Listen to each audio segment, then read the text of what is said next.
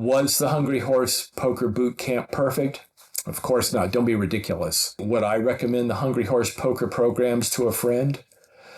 It depends. I'm here to give you a short review of the Hungry Horse Poker Boot Camp program. To give you a little background, I have been playing serious poker for 40 years and worked in the poker industry for 15 years. I worked for a poker training site for 2 years, and I actually wrote a training book for Limit Hold'em. So I know my way around poker and training. I was a winning player before I took the Hungry Horse program.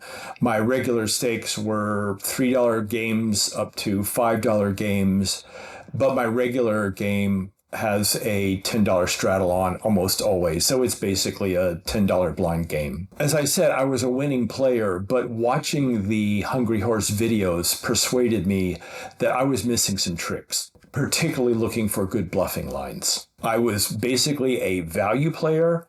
I was showing up with the best hand, and I was getting my opponents to call with worse hands. And you can win money doing that. It was fine. But I thought there was more money to be made, and that's why I signed up for Hungry Horse. By way of full transparency, Hungry Horse Poker offered me compensation for making this review. They didn't tell me what to say, and they didn't tell me that I had to give a good review. But they did offer me a choice of either cash or one-on-one coaching. The cash offer was generous, but I took the one-on-one coaching because it's worth many times what the cash would be. Hungry Horse coaching is invaluable. I play about 10 to 12 hours a week. I'm retired. I have a very busy and active life. I'm a semi-professional musician. And the money that I win at poker is vacation upgrade money. So I'm not a pro. I've never been a poker pro.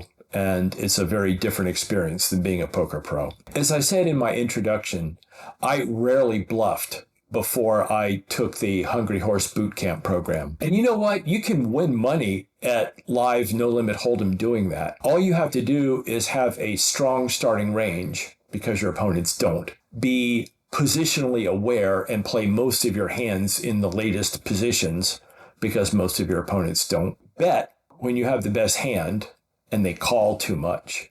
And then when they have the best hand and they bet, you fold. It's not very interesting, but it can be profitable. I was persuaded that if I took the Hungry Horse Boot Camp, I could learn to find good bluffing lines and get more value when I had the best hand. That turned out to be true. The biggest benefits that I got from the boot camp, I think the first and most important one is that we learn to put the focus on the other player. Mark Goon likes to say we're all the heroes of our own story. It's interesting because we talk about hand histories and we're always the hero, right? And our opponent is always the villain. But why is that? Really, we should make our opponent the hero of the story, and we should give all of our attention to our opponent. Why? Well, we know what our cards are. The question is, what does our opponent have? We should be putting all of our attention and energy into understanding them, the story that they are telling.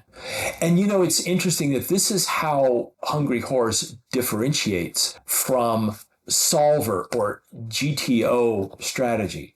Because a solver goes to great lengths to hide its range from its opponent. Why? Because its opponent is its evil twin, and if it gives away its range by its bet sizing or its playing actions, then its opponent will sniff that out and destroy it. But live No Limit Hold'em players, bless them, they don't sniff that out. And furthermore, if you will listen to them, they will tell you the strength of their hand. So instead of us being the hero of the story, we make our opponent the hero of the story. We listen to them. We ask them questions. And then they tell us what they have. That was the big epiphany for me in the Hungry Horse Boot Camp. The other big lesson that I learned was the inverse question. And that is, let's say that we get to the river and the board is jack high and we have pocket queens. And we think a lot of our opponent's range is jacks. So they have top pair, but we're beating top pair. And the question is, how much can we bet and get called? And so then what we do is we ask the inverse question. Suppose I had ace king, but I still thought that my opponent had a jack. How much would I have to bet to make him fold queen jack? Well, I think I'd have to bet 150% of the pot. Okay, you have to bet 150% of the pot to make him fold queen jack.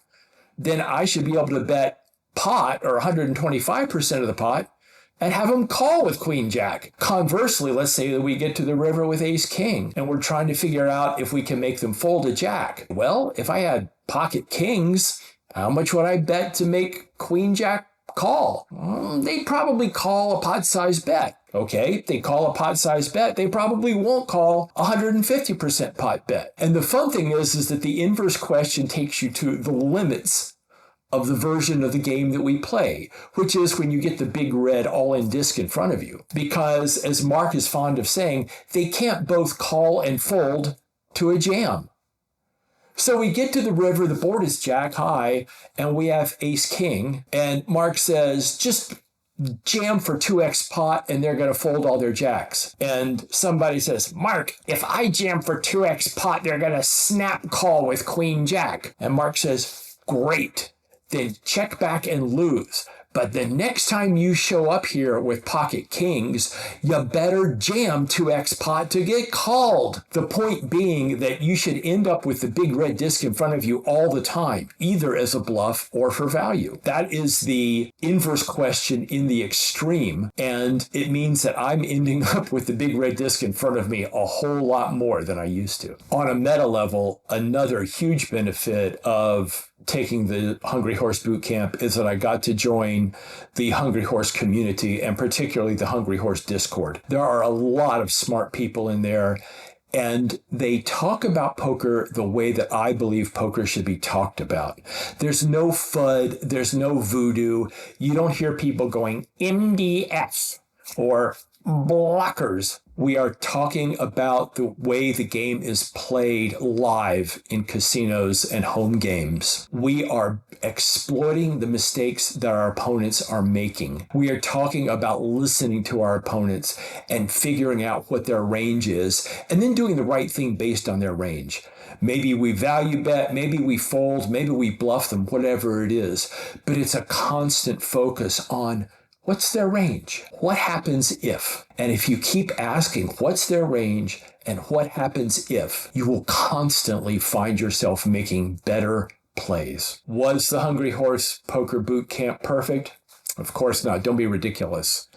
I would say that the biggest complaint I had about it was that the instructor didn't do a good job of time management. And that's particularly because a couple of students would ask questions that would take us off on tangents.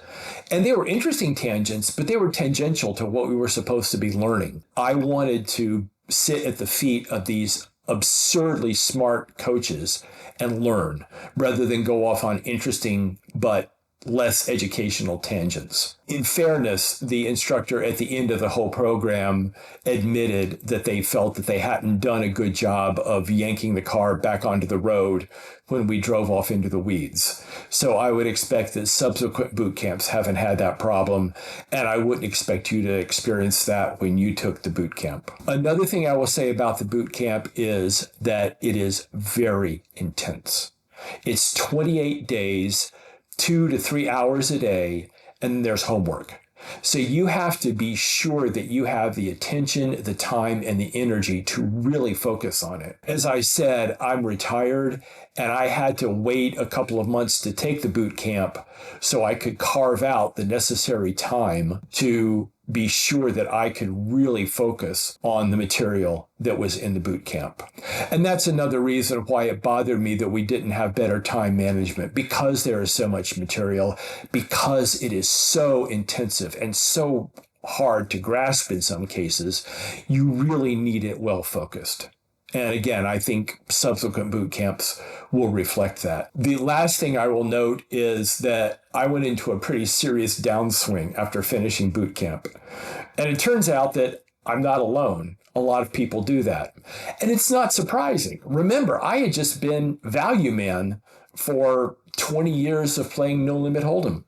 I just showed up with the best hand and got called, and you win money that way. However, I was starting to try bluffing lines. I was going for big value. I was ending up with the big red disc in front of me more often. And sometimes you just haven't learned to use a muscle correctly. I'll never forget following a classic Hungry Horse Poker bluffing line perfectly because my opponent kept saying, I don't have anything.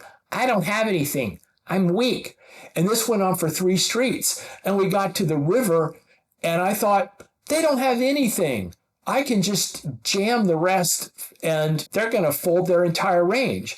And I jammed and I got snapped off by the nuts. And I went, huh? And it turned out that this person was in a demographic or of a certain type where he just decided that he was going to play passively all the way and just let me punt right into him holding the absolute best hand. And I did it perfectly. Of course, I learned to calibrate, and now I won't do that against that player again.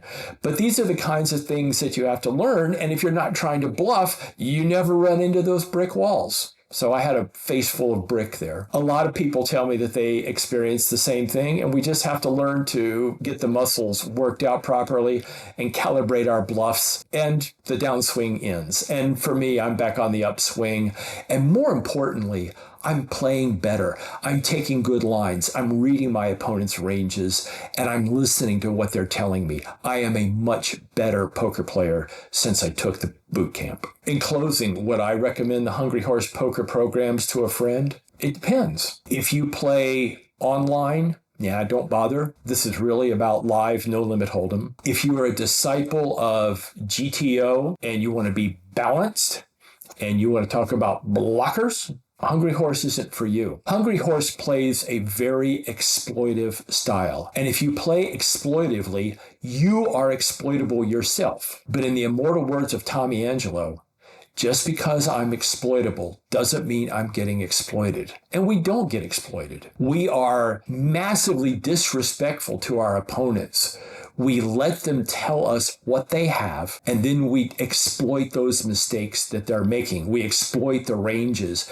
We exploit the information that they're giving us. So if that's the way you want to play poker, I highly recommend it. That said, if you are not a winning poker player yet, Hungry Horse isn't for you. There's too many things that you need to do first to become a winning player, and then the Hungry Horse program will be beneficial to you. If you're not winning yet, do this. 1, start playing a really snug range. 2, play all of your hands from the cutoff and the button. And if you're having a really good day, play from the hijack. 3, when you have the best hand, bet mercilessly. Take your opponents to Value Town for big bets. And 4th, when your opponent tells you that they have the best hand and they tell you to stop betting and fold.